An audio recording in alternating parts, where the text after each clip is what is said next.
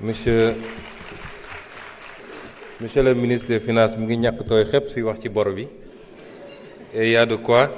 pourtant il fait pas chaud dans la salle monsieur le ministre, mais il y a de quoi. La dette du Sénégal pour cette année ñu ngi war a servir la dette à hauteur de 5 milliards 261 millions 561 mille 679 mille 980 5 milliards 5 000 milliards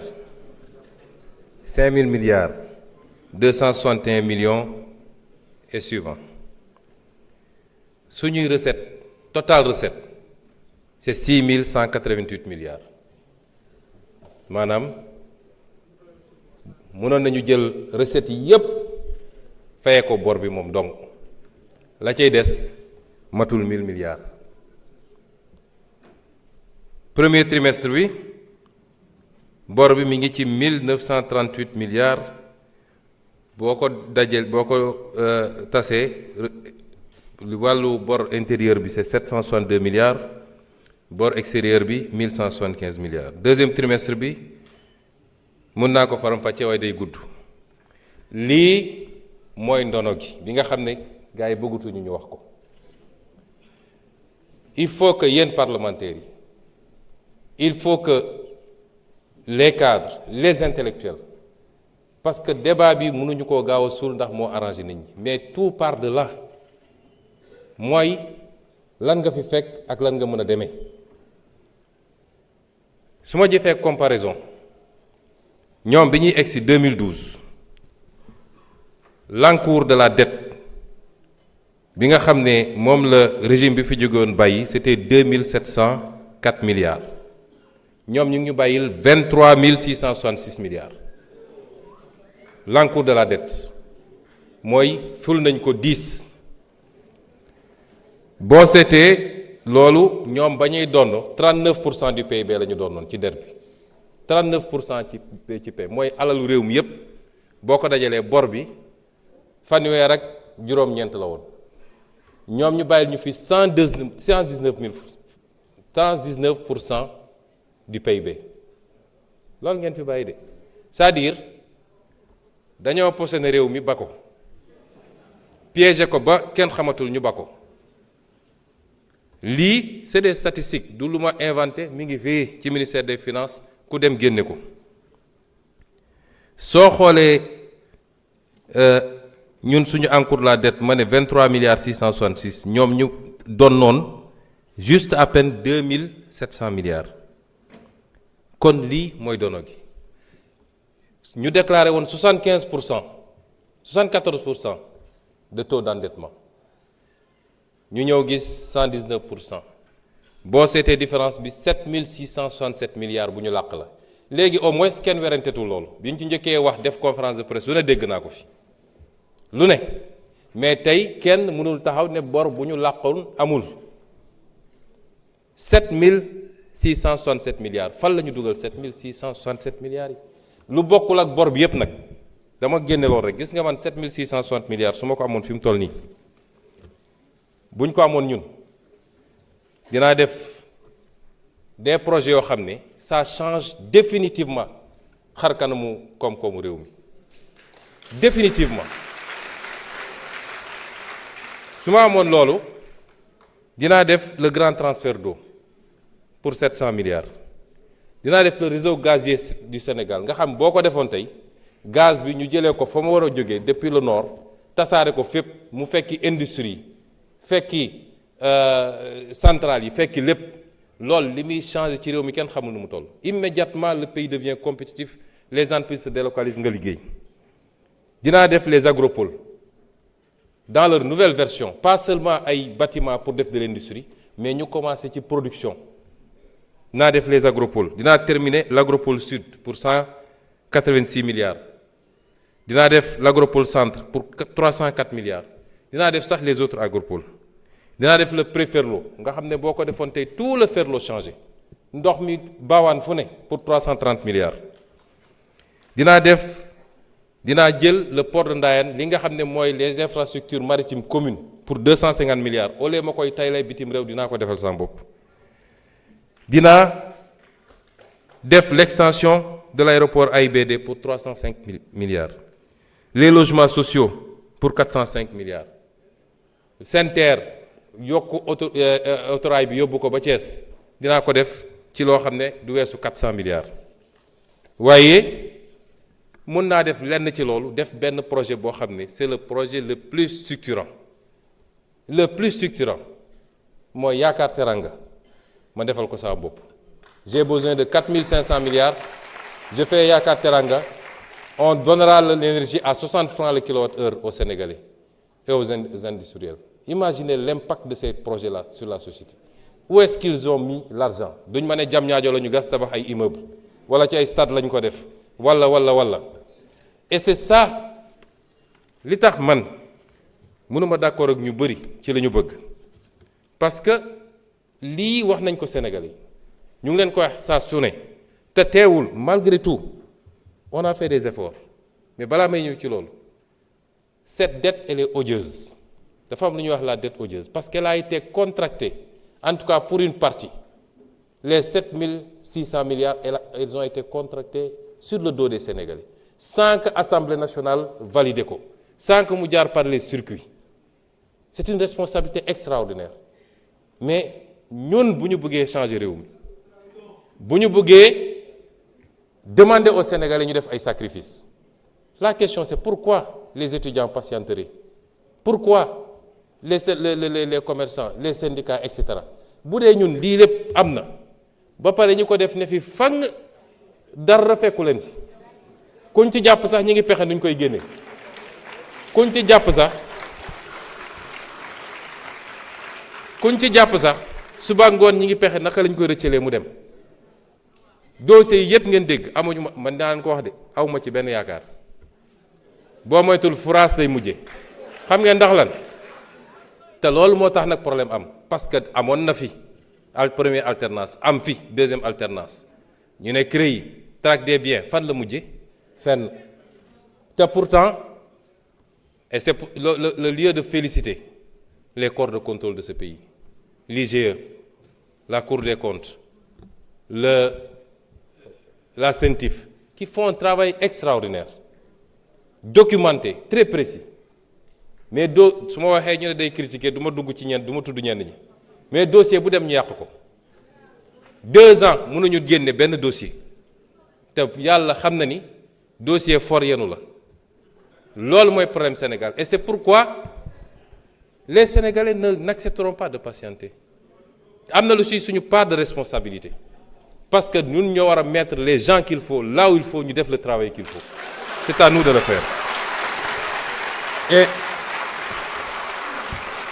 cette dette elle est odieuse parce qu'elle a été conclue sans l'approbation des Sénégalais à travers les instances qu'ils ont désignées ñi def responsabilité chaîne bi dafa bëgg ba ci Cour suprême sur la dette extérieure c'est la Cour suprême moom mooy génne benn lettre d'habilitation ne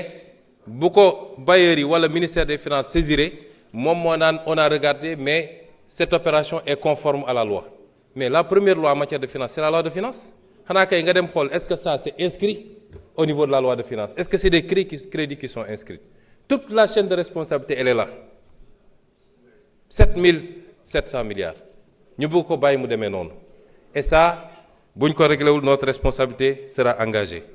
et c'est pourquoi moi malgré cette situation je rends hommage au ministre des Finances et à toute son équipe au ministre de l'économie wallaay xamuleen nit ñi li ñuy daj pour cette gestion active de la dette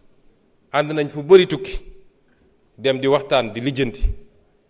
wax na tous les mécanismes qu'on a mis en place ba ci le plan de redressement économique et social qu'il a oublié de citer qui est un instrument important nous demandons aux Sénégalais des sacrifices même si nous ciblons des secteurs à taxer qui n'impactent pas sur les besoins de première nécessité des Sénégalais mais nous demandons aux Sénégalais des sacrifices et c'est pourquoi il est impératif que loolu yëpp am et je disais tout à l'heure que malgré toute cette situation nous avons fait des efforts wax nañu fii léegi les baisses baisse de l'huile de palme raffinée 100 francs par litre, sucre cristallisé 75 francs, farine 4000 francs par sac, pain, ciment, riz, le riz brisé, le supercarburant, le gasoil, l'électricité. Tout ça, malgré cette situation, parce que yërmande gi ñu am ci askan wi moo tax ñu def ko.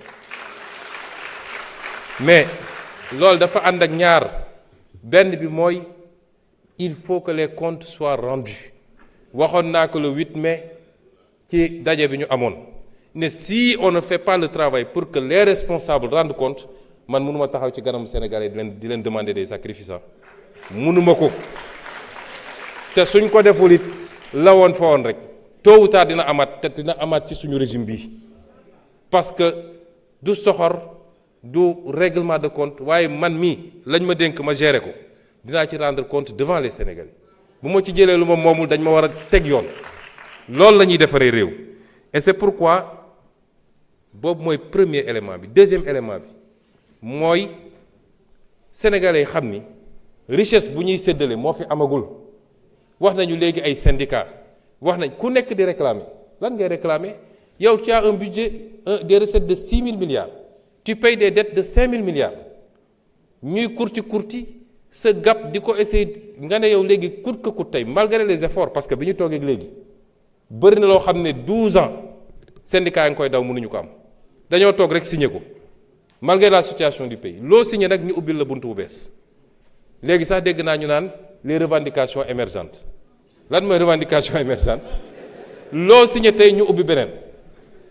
il faut que ñu am un consensus dans ce pays-là ci fi ñu bëgg a jëm. C'était ça l'objectif du pacte. Il ne faut pas qu'on pousse l'État à bout, parce que nous, si on nous pousse à bout, nous ferons face. Du ñu joxe lu ñu amul. Du ñu joxe lu ñu amul. te nag réew mi yemul ci 200 000 fonctionnaires wala 200 000 étudiants. Quand tu vas ci àll bi léegi honorable Mbaye Dione wax na ci àll bi ak honorable Diop bi dëkk fële mais demal ci àll bi est-ce que ñii di nekk fii di réclame dem nañ ba xool les paysans conditions yi ñuy dundee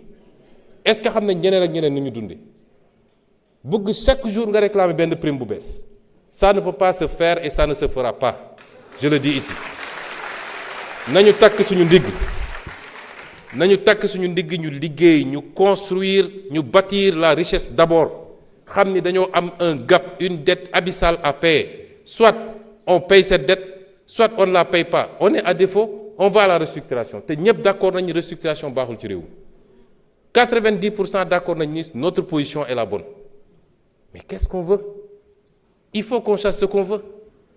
Le don de soi pour la patrie yemul ci ñun rek de. Chaque Sénégalais la. L'enseignant fi mu nekk, le professeur, l'étudiant, le transporteur, kenn ku ne da nga war a xam ni man yàgg naa ko wax fii laa taxaw Assemblée nationale. Je suis le seul constant ci la may def wax naa ko fii 2019 ne Sénégalais yi bu ngeen reconduire ñii pouvoir bu mun a ñëw en 2024 il passera tout son temps ci suul ay pax. fii laa ko waxoon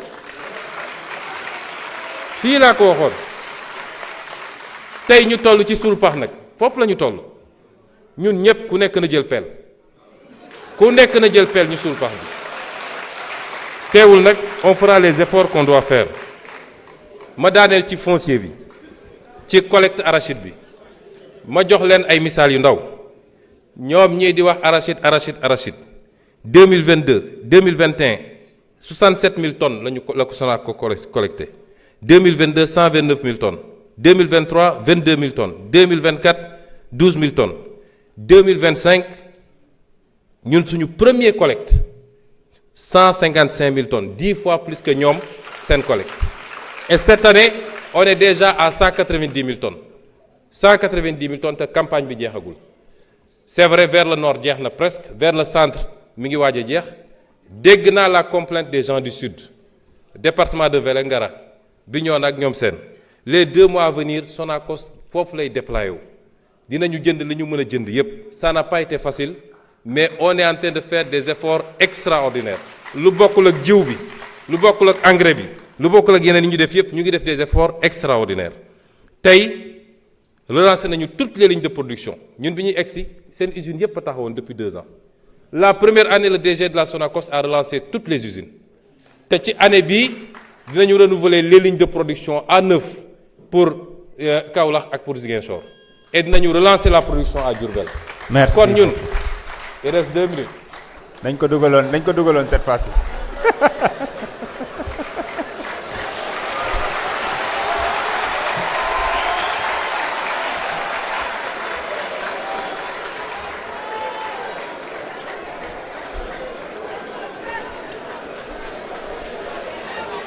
Merci beaucoup. lan la da ngeen bëgg ma wis ko non loolu mënul nekk. Honorable Aïssata Tall Sall, vous avez la parole.